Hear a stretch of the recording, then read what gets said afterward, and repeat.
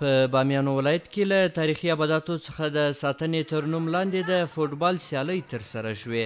دغه سیالۍ د تاریخي ابداتو د خوندیتوب او ساتنې په نوم د یوه چیني بنسټ له لوري ترسره شوې او د فوټبال د لوبو په ګډون پکې بیلابیل پروګرامونه د بامیانو د بودا په تاریخي سیمه کې ترسره شول. په افغانستان کې د دې بنسټ مسؤلینو له CMG سره په خپلو خبرو کې وویل چې د دې سیالیو له ترسره کېدو څخه موخه په بامیان ولایت کې د تاریخي ځایونو څخه ساتنه ده او غواړي چې په دې سره د خلکو پاملرنه د تاریخي ارزښتونو ساتنې ته راجلب کړي. زموږ لوبې د بامیانو پوهنتون د دوه پوهنځیو چې یوې لرغون پیژندنې او بلې ټولنپوهنې ترمنځ وي. زموږ لوبه کاملا دوستانه وه. په عین وخت کې زموږ موخه دا وه او نړیوالو ته مو پیغام دا و چې موږ د خپلو تاریخي او فرهنګي میراثونو د ساتنې په برخه کې حساس یو او له دې څخه ساتنه کوو. تاسې رسنۍ زموږ غږ تر نړیواله ورسوئ. زموږ لوبه په کامیابۍ سره ترسره شوه. زموږ ارزیابي 98% مثبته وه. د دوی په خبره چې دغه بنسټ اوس مهال په بامیانو ولایت کې بیلابیل پروګرامونه تر لاس لاندې لري او هڅه کوي د بامیانو د اوسیدونکو لپاره په دې برخه کې لا خپلې هڅې ډیرې او پراخه کړي.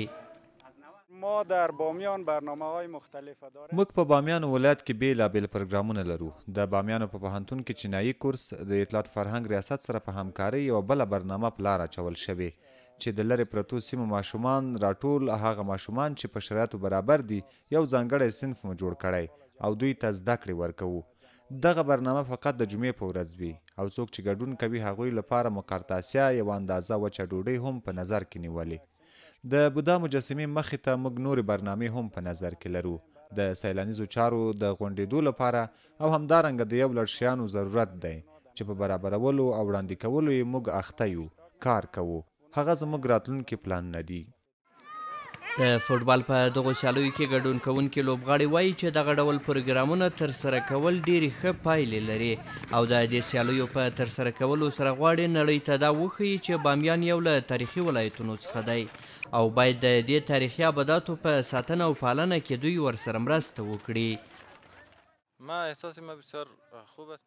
زه ډیر یو ښه احساس لرم ځکه هغه اثار چې زموږ له تیرو تاریخونو موږ ته راپاتې له هغه باخبره اوسو چې کومې پیښې رامنځته شوې وي.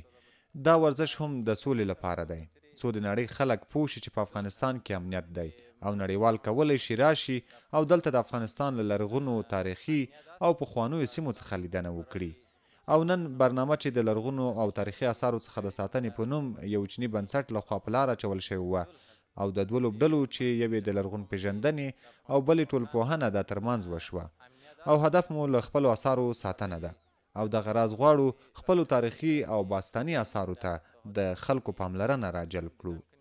و برنامه امروز که از طرف نننۍ لوبې چې په بامیان ولایت کې د تاریخي اثارو د ساتنې په عنوان د یوه چیني بنسټ لخوا ترسره شوې د بامیانو پوهنتون د دوه پوهنځیو لوبډلو پکې ګډون کړی و.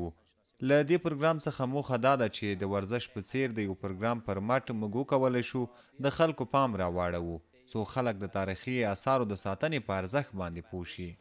بسیار خوب میشه چون صمیمیت بین ما دغسې لوبې په نیک پال نیسو ځکه زموږ ترمنځ صمیمیت رامنځته کیږي. ورزش داسې یو شی دی چې زموږ ترمنځ پیژندګلوي رامنځته کوي او زموږ پیژندګلوي نوره هم ډیروي. په دې سیالیو کې اسماني رنګه جامې د لرغون پیژندنې او سره رنګه جامې د ټولنپوهنې ټیمونو پر تن کړې وې. د بامیانو د پوهنتون د لرغون پیژندنې او ټولنپوهنې د پوهنځیو ترمنځ د فوټبال دغه سیالۍ د ټولنپوهنې د ټیم په ګټه 2-0 پای ته ورسېدې. دغه راز په دې سیالیو کې ښځینه او نارینه ماشومانو هم برخه اخیستې وه. د ماشومانو د دوه ټیمونو ترمنځ دغه سیالۍ د صمدي تر مشرۍ لاندې د نوموړي ټیم د یو ګول په ترسره کولو سره د خپل ځان په ګټه پای ته ورسولې.